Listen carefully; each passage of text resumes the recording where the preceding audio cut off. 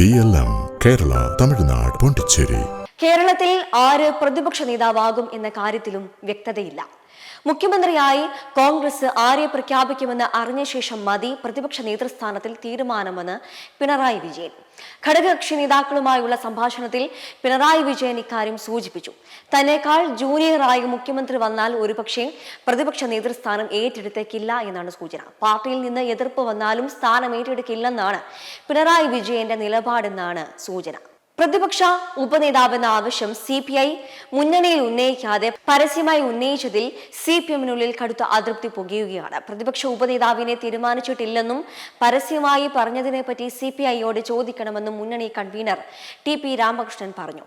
അതേസമയം തോൽവി പരിശോധിക്കുന്നതിനും പ്രതിപക്ഷ നേതാവിനെ നിശ്ചയിക്കുന്നതിനുമുള്ള CPM നേതൃയോഗം തിരുവനന്തപുരത്ത് തുടങ്ങി. പ്രതിപക്ഷ ഉപനേതാവ് എന്നൊരു പദവി ഭരണഘടനാപരമായി ഇല്ലെന്ന് CPM CPI-യെ അറിയിച്ച ശേഷമായിരുന്നു പദവി വേണമെന്ന ആവശ്യം CPI സംസ്ഥാന സെക്രട്ടറി ഡൽഹിയിൽ പരസ്യമായി ഉന്നയിച്ചത്. ഇതിൽ കടുത്ത അതൃപ്തിയിലാണ് CPM സംസ്ഥാന നേതൃത്വവും പിണറായി വിജയനും. ഒരു തെരഞ്ഞെടുപ്പ് തോൽവിയുടെ ആഘാതത്തിൽ മുന്നണി നിൽക്കുമ്പോൾ അതിനെ കൂടുതൽ വഷളാക്കാനേ CPI-യുടെ സമീപനം ഇടയാക്കൂ എന്നാണ് ഘടകകക്ഷികളും കരുതുന്നത്. K. രാജനെ പ്രതിപക്ഷ ഉപനേതാവാക്കാനാണ് CPI ആലോചനയെങ്കിലും CPM ആ പദവി നൽകാനുള്ള സാധ്യതയില്ല. അതൃപ്തി പരസ്യമാക്കുന്നതാണ് മുന്നണി കൺവീനർ TP രാമകൃഷ്ണന്റെ പ്രതികരണം. പ്രതിപക്ഷ നേതാവിനെ പോലും നിശ്ചയിക്കുന്നതിന് മുൻപാണ് പ്രതിപക്ഷ ഉപനേതാവ് എന്ന ആവശ്യവുമായി CPI എത്തിയത്.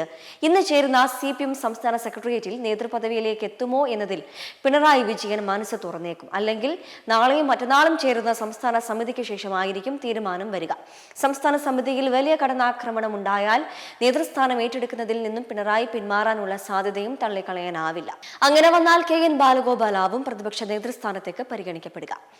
കേരളത്തിലും ബംഗാളിലും ഇടതുപക്ഷത്തിനുണ്ടായ കനത്ത തിരിച്ചടി പോളിറ്റ് ബ്യൂറോ ഗൗരവമായി വിലയിരുത്തി.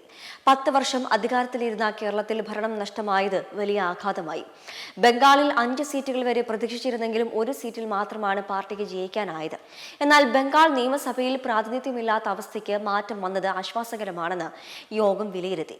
കേരളത്തിലെ തോൽവിക്ക് പ്രധാനപ്പെട്ട കാരണം സ്ഥാനാർത്ഥി നിർണയത്തിലുണ്ടായ പാളിച്ചകളാണെന്നാണ് പ്രാഥമിക വിലയിരുത്തൽ.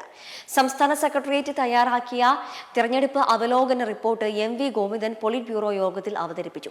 വരും ദിവസങ്ങളിൽ സംസ്ഥാന ഘടകത്തിൽ ഇക്കാര്യത്തിൽ വിശദമായ ചർച്ചകൾ തുടരും. അതേസമയം കോൺഗ്രസ് മുഖ്യമന്ത്രിയെ ഇന്ന് പ്രഖ്യാപിക്കുമെന്നും സൂചനയുണ്ട്. വൈകിട്ട് 7 മണിക്ക് മുഖ്യമന്ത്രിയെ കോൺഗ്രസ് ദേശീയ നേതൃത്വം പ്രഖ്യാപിക്കുമെന്നാണ് വിവരം. ഡൽഹിയിലെത്തിയ മുൻ KPCC അധ്യക്ഷന്മാർ ഉൾപ്പെടെ മുതിർന്ന നേതാക്കൾ ഹൈക്കമാൻഡുമായി ഉടൻ ചർച്ച നടത്തും. മുഖ്യമന്ത്രി പ്രഖ്യാപനം വൈകുന്നതിൽ പാർട്ടിക്കുള്ളിലും മുന്നണിയിലും അതൃപ്തി ശക്തമാകുന്നതിനാൽ ഇനി പ്രഖ്യാപനം വൈകണ്ടെന്നാണ് ധാരണ.